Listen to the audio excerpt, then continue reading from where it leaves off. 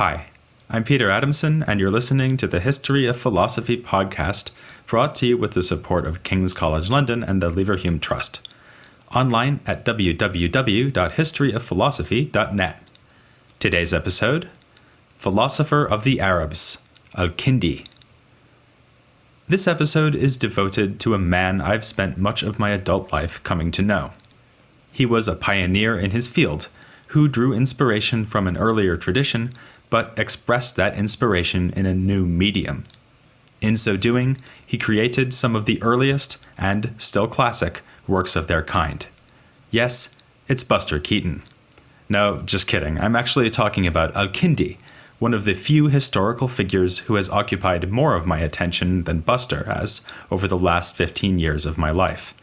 I've written a book about Al-Kindi, and with my colleague Peter Porman, translated all of his philosophical works into English. Though this never occurred to me until now, maybe my enthusiasm for Al-Kindi can be explained by his having a lot in common with Keaton. Apart from their names beginning with K, they were indeed both pioneers, with Buster using ideas from his vaudeville youth in the new medium of silent film, while Al-Kindi was the first to make explicit use of Greek philosophy while writing in Arabic. Whether Al-Kindi walked the streets of Baghdad wearing a pork pie hat, though, is more doubtful. As we saw last time, Al-Kindi could read the Greek philosophical works hot off the presses, so to speak, as they were translated into Arabic. A devout Muslim, he oversaw the work of a circle of Christian translators.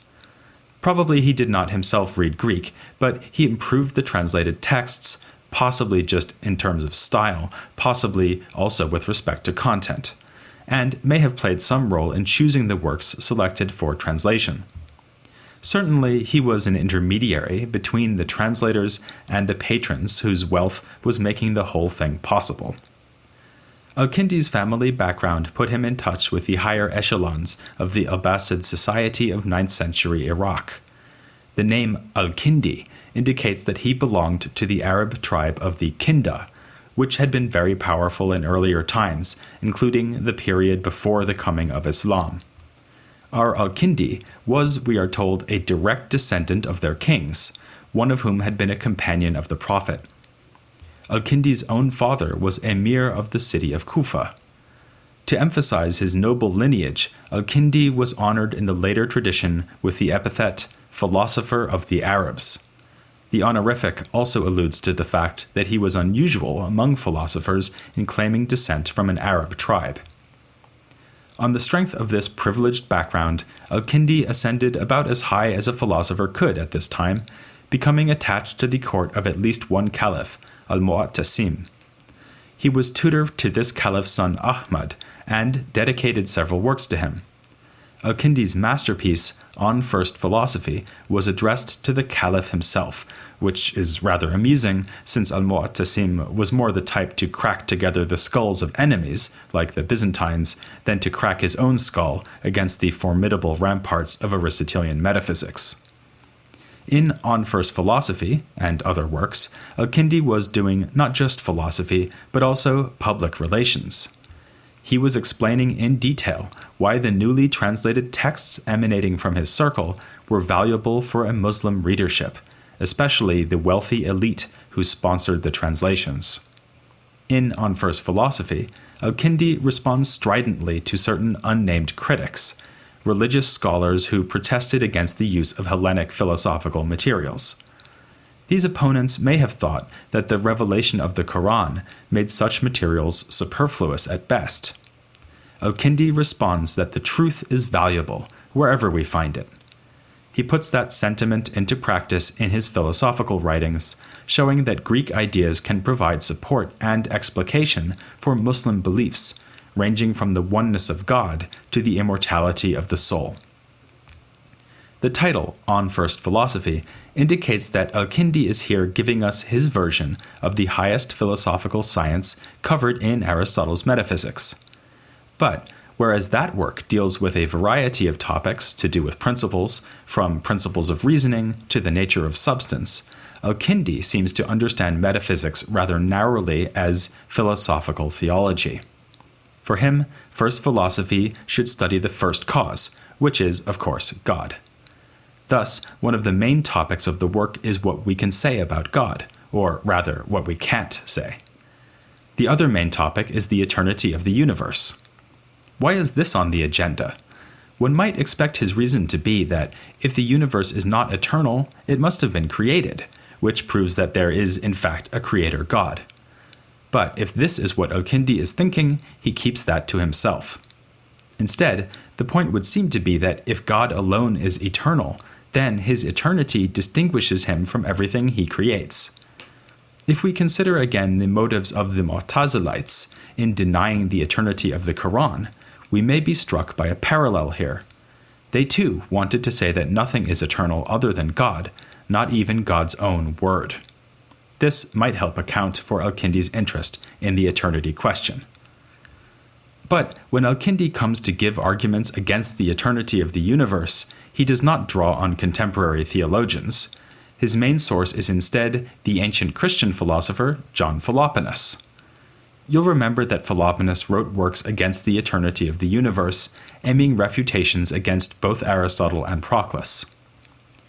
Al-Kindi borrows from Philoponus extensively in this section of On First Philosophy, but avoids mentioning that Aristotle was one of Philoponus's targets. What with all this reticence, maybe the comparison to silent film stars isn't so far-fetched. Of course, as a public relations man for Hellenic thought, it would hardly do for Al-Kindi to criticize the great Aristotle. Indeed, he seems to be trying to agree with Aristotle as far as he can. He provides a meticulous proof that no body, including the body of the universe, can be infinitely large. He then asserts, with less argument than we might ideally have liked, that any feature of a finite body must itself be finite. Since time measures motion, as Aristotle said, and since motion applies to body, neither motion nor time can ever be infinite if there is no infinite body. Aristotle would agree with almost all of this, up until the last step. He would want to distinguish between the kind of infinity at stake in an unending body, where the infinite is actually present in its entirety, and the kind of infinity involved in eternal time.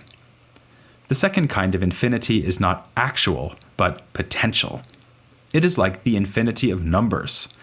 Just as you can count as high as you want without ever reaching an actually infinite number, so you can count backwards how many years have already elapsed without reaching a starting point for the universe. By simply assuming that eternal time is on a par with infinite size, Al-Kindi misses the whole point of the Aristotelian distinction between actual and potential infinity.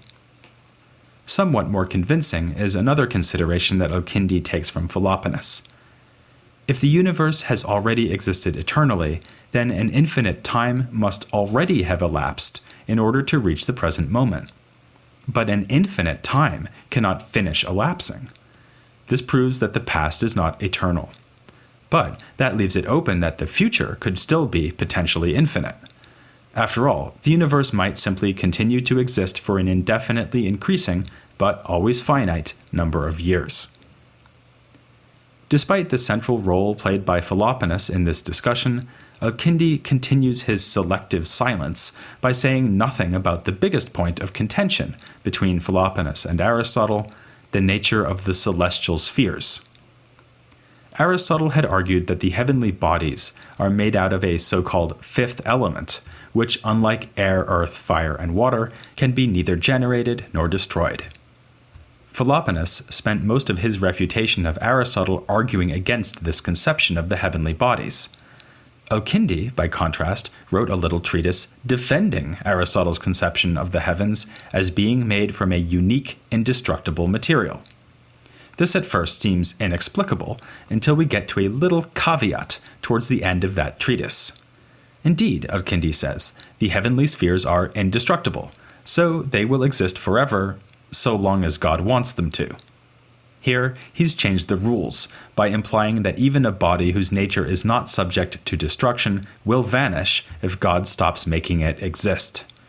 This is perhaps why Al-Kindi thinks the universe's eternity is a matter for metaphysical theology and not physics. It is not the nature of the universe that determines how long it exists, but the will of God. When it comes to the question of how that divine will is exercised, Al-Kindi again thinks he can mostly agree with Aristotle. Drawing on works by Aristotle's most faithful ancient commentator, Alexander of Aphrodisias, Al-Kindi says in several treatises that the heavens serve as an instrument of divine providence. They move at God's command, and their motions stir up the four elements in our realm, good old air, earth, fire, and water, so that they come together to form more complex bodies like rocks, plants, and, yes, giraffes. This means that Al-Kindi's God is a rather standoffish chap.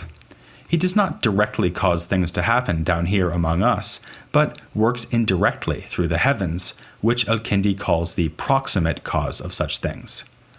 That may seem like a high price to pay for fidelity to Aristotle. Theologians like the Mu'tazilites conceived God as a much more hands-on deity, seeing him as the direct cause for all created things and events in our world, except perhaps freely willed human actions. But Al-Kindi had an ulterior motive to say that the heavens are an instrument of providence. He was a staunch believer in astrology, and thought that observing heavenly motions would allow us to predict specific events in our lower world. Like Ptolemy before him, Al-Kindi thus managed to get astrology and Aristotelianism into a single theory, along with an emphatic endorsement of divine providence. It's looking as though Al-Kindi has a lot to say about God. But if we take a closer look, this is all concerned God's effects in our world. We have learned that they are providentially ordered through divinely commanded heavenly motion. But we haven't learned much regarding God himself, and we aren't going to. Indeed, a Keaton-esque silence is forced upon us once we take seriously Al-Kindi's portrayal of God as what he calls a true one. This theme takes up the rest of On First Philosophy. Al-Kindi offers us a proof that there must be such a true one on the basis that all the things we see in our world are characterized by both unity and multiplicity. A single body, for instance, will have multiple parts. A single species, like humanity, will have many particular instances, like Buster Keaton, Charlie Chaplin, and Harold Lloyd. The single genus of animal, to which human beings belong, will contain other species, like goat, horse, and cow. Okay, and giraffe. In general, Al-Kindi insists that anything we can conceive as a unity will also involve some kind of manyness. Now remember that Al-Kindi knew his Neoplatonism. The works of Plotinus and Proclus were translated in his circle. So, he has no hesitation in drawing the same conclusion they did, namely that there must be a principle of unity which bestows oneness on all these things that are both one and many. This will be the true one, which Al-Kindi wants to identify with God. Although the Greek sources of the doctrine are clear, what Al-Kindi is doing here also resonates with Islam and, yet again, with those Mu'tazilite theologians I keep mentioning. We've seen how much emphasis they placed on the doctrine of Tawhid, the oneness of God. One can only imagine how pleased Al-Kindi must have been to leaf through the translated works produced in his circle, the ink still wet on the page, and to discover the harmony between the unrestricted unity of the Neoplatonist first principle and the utter oneness of the Muslim God. Here's something he isn't going to keep quiet. Ironically, though, the message he is so eager to deliver is precisely one about not being able to speak. He now addresses the concerns of theologians who denied the applicability of divine attributes to a simple God, but also of Neoplatonists like Plotinus and possibly the pseudo-Dionysius, who was well known to authors of the Syriac tradition and may even have influenced the Kindi circle's version of Plotinus. Both groups indulged in what is often called negative theology, the attempt to characterize God by explaining how he transcends human understanding and human language. In this same spirit, Al-Kindi launches into a complete catalog of every kind of speech or predicate we can use. For this, he draws on logical works like Porphyry's Introduction. These would seem to have been well known to him because, as we saw last time, logical writings were among the first texts translated into Arabic and had already been a focus of attention among Syriac authors. In fact, there's another brief work by Al-Kindi which uses Porphyry's Introduction to refute the Christian doctrine of the Trinity. Going through each of the types of predicates recognized by Porphyry, such as genus, species, accident, and so on, Al-Kindi argues that none of these are applicable to God. But to call God a trinity is to apply terms to him like Father and Son, and these would have to fall under one or another of Porphyry's types of predicate. Al-Kindi adds that he has used Porphyry's work here simply because the Christians he is attacking are familiar with it. On First Philosophy makes the same point, but without applying it specifically to Trinitarian predications. Rather, it looks like he has all predicates in his sights. We have already seen why. Language always refers to things that possess both unity and multiplicity, and God is the true one, only a unity with no multiplicity at all. The rest is, apparently, silence. But hang on for a moment. Wasn't Al-Kindi just telling us that God is unique in being eternal? So there's a predicate that applies to him. Or what about the word one? It looks like we're allowed to apply that to God too. And actually, elsewhere Al-Kindi says that God is a pure agent with no trace of passivity, much as he is a pure unity with no trace of multiplicity. In this, he is unlike the heavens, for instance, which do act upon us, but are also acted upon by God. So it looks as though Al-Kindi's thoroughly negative theology is not so thorough after all. There are a few predicates, at least one, eternal, and agent, that do apply to God. Al-Kindi's treatment of God is not the only context in which he uses Aristotelian logic to do a bit of metaphysics. He also wrote a short treatise deploying ideas from Aristotle's categories to prove that the soul is immaterial. Here we can see him straining to use his still rather incomplete library of Greek philosophical texts to establish rational grounds for the core beliefs of Islam. He has a relatively poor knowledge even of Aristotle, who will in due course be the most widely read Hellenic thinker in Arabic translation.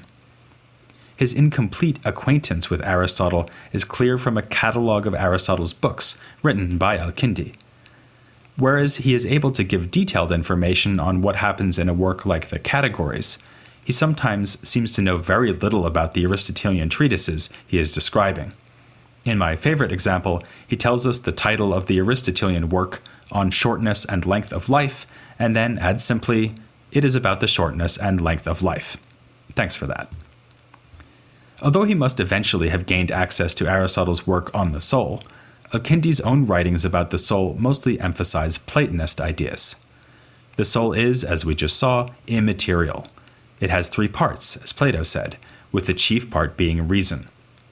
Our goal as humans should be to make this rational part dominant and to wean ourselves away from concern with the body. This is like cleaning the mirror of the soul of its stains and rust. What will we reflect, or rather reflect upon, once this process of polishing is complete? As any good Platonist would tell you, the answer is the things in the world of the intellect, a phrase Al-Kindi takes from his version of Plotinus. This disdain for the body was presumably restated in some of the numerous works on ethics and political philosophy we know were written by Al-Kindi. A highly informative list of works known in Arabic in the 10th century by the bookseller Ibn al-Nadim lists quite a few entries on these topics, but along with literally hundreds of other treatises by Al-Kindi, they are mostly lost. One Kindian ethical work does survive, though. It is called On Dispelling Sorrow, and provides numerous bits of advice and memorable anecdotes to help us avoid sadness over the trials and tribulations of this world. Much of it could have been written by a Stoic author with a popular touch, but it begins with the standard invocation of the world of the intellect. If we value only intelligible things, which are stable and cannot be taken away from us, then we need never fear losing what we cherish, and so will never be sad. This Platonist psychological theory, and its made-to-match ethics, don't look particularly Aristotelian. But what may be Al-Kindi's best-known work in this area, a Letter on the Intellect, engages directly with the tradition of commentary on Aristotle's treatment of the intellect in the third book of On the Soul. Here, Al-Kindi manages, as so often, to get there first. He inaugurates a long tradition in which Muslim philosophers explain human knowledge in terms of a superhuman, separate intellect. The basic theory is that the human mind starts out in a state of merely potential knowledge and is then activated or illuminated by this separate intellect. Al-Kindi calls it the first intellect, but later in the tradition it will frequently be called the active intellect. We'll be talking about this in more detail when we get to later thinkers like Al-Farabi, Avicenna, and Averroes. In fact, a standard itinerary in the study of Islamic philosophy would go just like that. Al-Kindi, Al-Farabi, Avicenna, Averroes, and then we'd be ready to move on to the Latin European tradition. But although we've now looked at the philosopher of the Arabs, we've only begun to examine early philosophy in Arabic. For one thing, I've promised to deal with Jewish philosophers along the way, and we're now in an excellent position to start doing just that. We've examined Al-Kindi and the Mu'tazilites, who are respectively the two chief influences on two early Jewish thinkers who wrote in Arabic, Isaac Israeli and Saadia Gaon. The last Jewish philosopher we looked at was Philo of Alexandria, who lived way back in the 1st century AD. Next time, we'll be asking what has been happening in the Jewish tradition since him, and how Jewish philosophy began to blossom again in the soil of Islamic culture. I may not say much about Buster Keaton or any other star of the silent screen, nor about the stars that exercise providence in Al-Kindi's universe. Instead, it will be the Star of David that will light our way here on the History of Philosophy without any gaps.